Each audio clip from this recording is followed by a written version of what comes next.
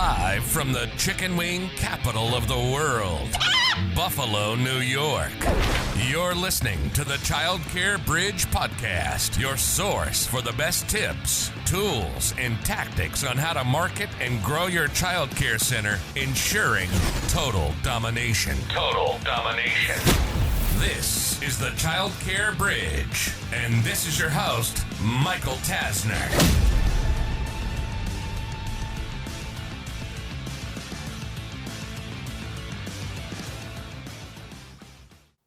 Your data is massively wrong and potentially going to put you out of business.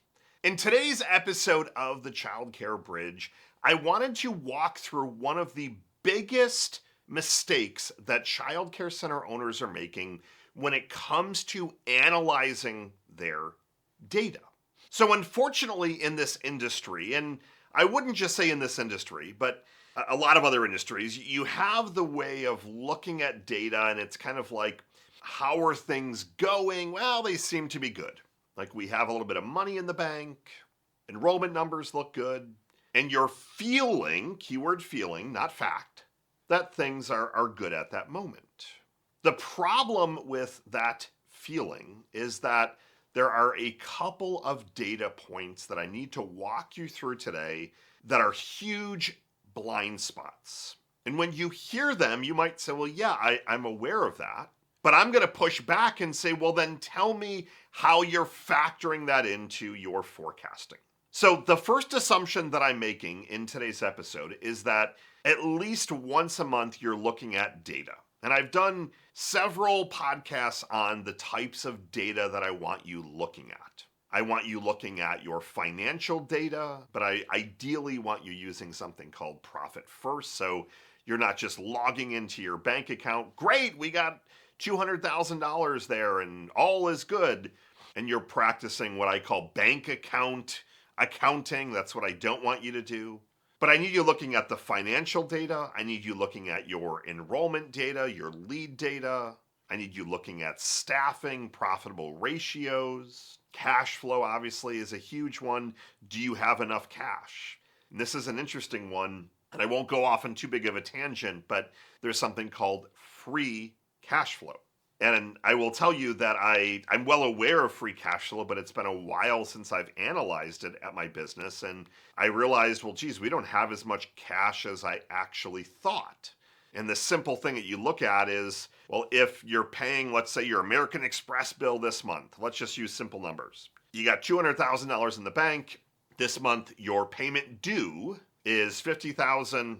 Say, okay, great. After paying the $50,000, we still have $150,000. Well, what you're failing to realize is that $50,000 that you're paying this month came from expenses a month ago. So what if you were to actually have to pay off all of that debt right now? Well, geez, it's 50 and then we have another 37. So yeah, in reality, your cash situation just changed drastically. And I've seen a lot of those instances where if you're going to buy a center, if you're closing a location, that you're just not able to properly manage the actual cash side of things. But that's not what today is about. The number that I find center owners not looking at, not understanding, and really not sure how to leverage the data is your withdrawals and just your general attrition.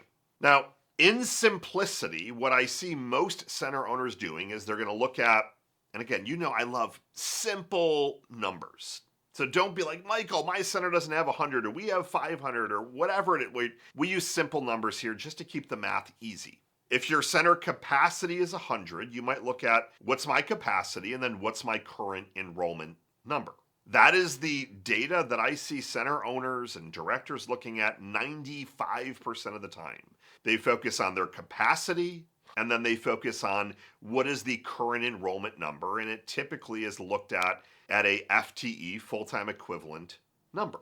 So if you've got capacity for 100, you've got 80 enrolled, but then you start to look at it and say, well, we have 80 enrolled, but we really only have 50 that are full, like in total full-time equivalent.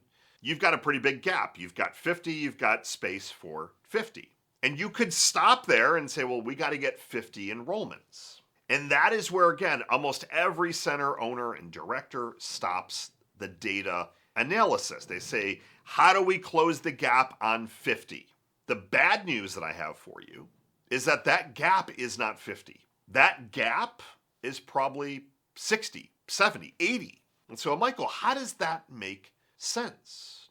If you're not looking at every single week, every single month, year over year after year of how many families are leaving, and we're going to come back to that in just a second, you are overstating your current enrollment status. Again, simple math. When you look at the data, if you realize that naturally over the last couple of years, every single month, 2 families have left. Whether they've left, they didn't love your center, it was too expensive, their vouchers expired, they moved away, whatever the reasons. And again, we're going to come back to that also because the reasons are very, very important. But if every single month you've been losing 2 enrollments, if we're taking a snapshot right now and we're saying 50 FTE capacity for 100, let's figure out how to get those 50 to get us to full capacity. The issue is, well, next month, you're going to also be down another 2. And then the month after, another 2. And then another 2. So you need to be looking at, over the last couple of years, I need you to build 2 extremely important numbers that I would argue are just as important. So let's talk through this attrition number, this withdrawal number. So the first thing is you need to be capturing accurate data. Unfortunately, this is an area that child care center owners are not very strong on. Now you have to be putting in accurate data because you've got to stay within compliance. But unfortunately, we often let things slide. So for example, a family withdrawals the first week of the month, and then you batch it at the end of the month. Or maybe you forget about it and you do it the month after. Or the other way around. You withdraw them and then they end up staying for another month or 2. So from a financial side, you're losing in one of the 2 directions, or you're overcharging, undercharging, and I see that all day, every day. But in this example, I started with you're looking at the wrong data and not getting the whole picture. The whole picture shows you 2 critical numbers. Number 1, what is the average time that a family starts with you and then ends up leaving? And what this does is it aggregates all of your data.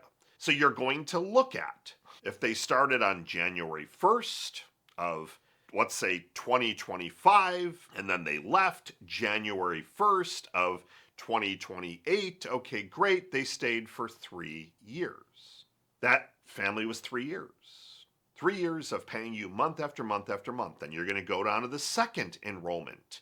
Let's say they started on January 1st, 2025. They left January 1st, 2026. Great, 1 year. And you're going to layer all of that data so you can see the start date and the end date. The second column is their birth date. So we can then add some more kind of color and context to this. I want to see how many families are coming in at what ages, and then start to paint that picture. But when you get your averages, you can start to figure a lot of magical things out. I've had a lot of centers that they average this data, and then they look at it and say, well, my gosh, I thought the average family was staying like 4 years, and I realized that our average is less than a year. That happens often. You feel like families are staying longer than they actually are. That then tells me that you don't necessarily have a huge enrollment issue. Your issue is attrition. Very, very different problem from a full-blown marketing problem. It could be a parent communication problem.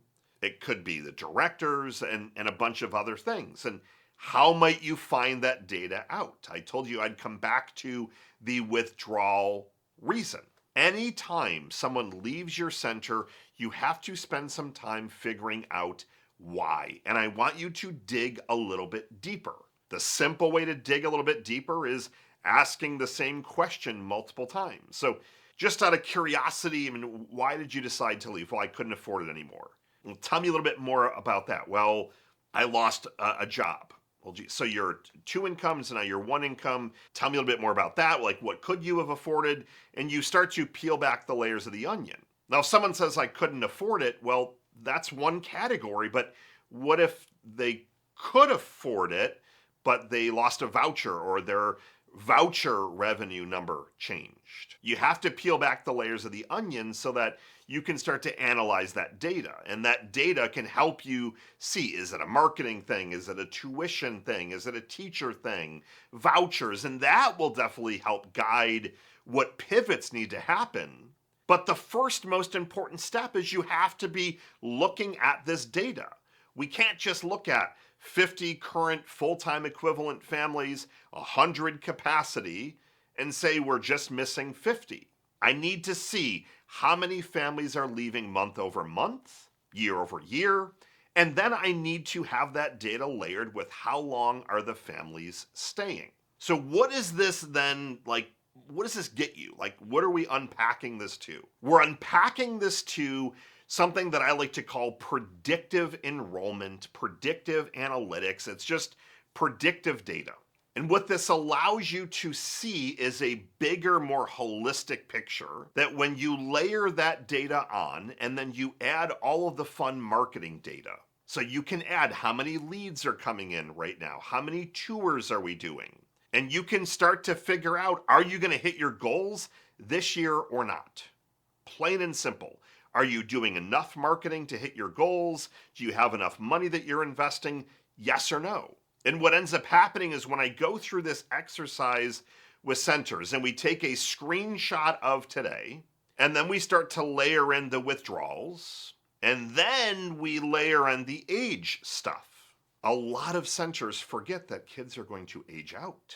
If you're not looking at that and you're just, again, taking a snapshot, saying, well, right now we got 50 FTE, but if all of your classrooms are weighted and you've got no infants and you've got no 2s and 3s and everyone is in pre-K, you are in for a really big battle.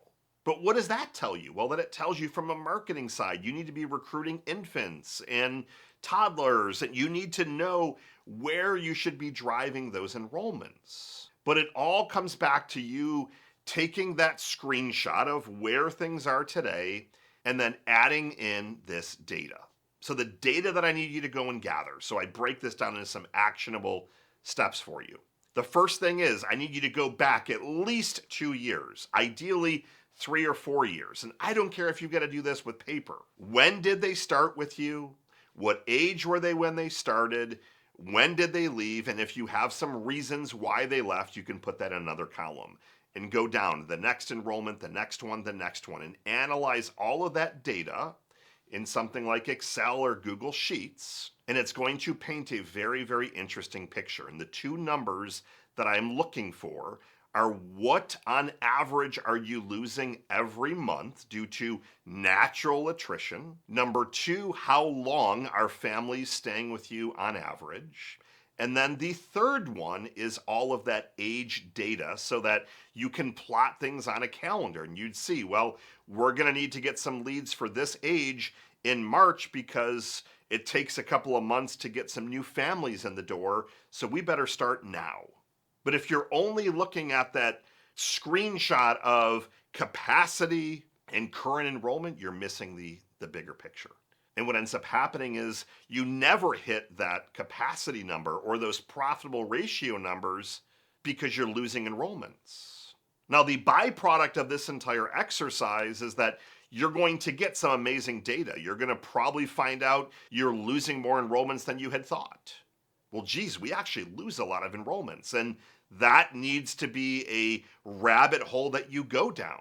We're not just in the game of getting new enrollments. We want to keep them for as long as we can. Ideally, you're hitting at least 20 months. That's the average across every center that we've ever seen, 20 months on average.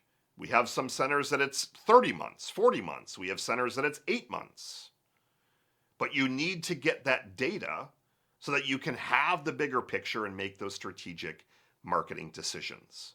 There's power in the data. And I know this isn't a fun topic, but If you're not looking at the data and analyzing it, you're never going to hit those numbers that you want. You're not going to make the profit that you want, which ultimately affects your way of life and your ability to do more with your family, your centers, the community. I need you to look at this data, have the picture, and then to be able to make those strategic decisions on growth and pivots and change. As always, thank you for tuning in. Leave any questions, comments, thoughts. I am here to support you. It's Michael Tasner signing off. Good morning, good afternoon, and good night. I'll see you next week.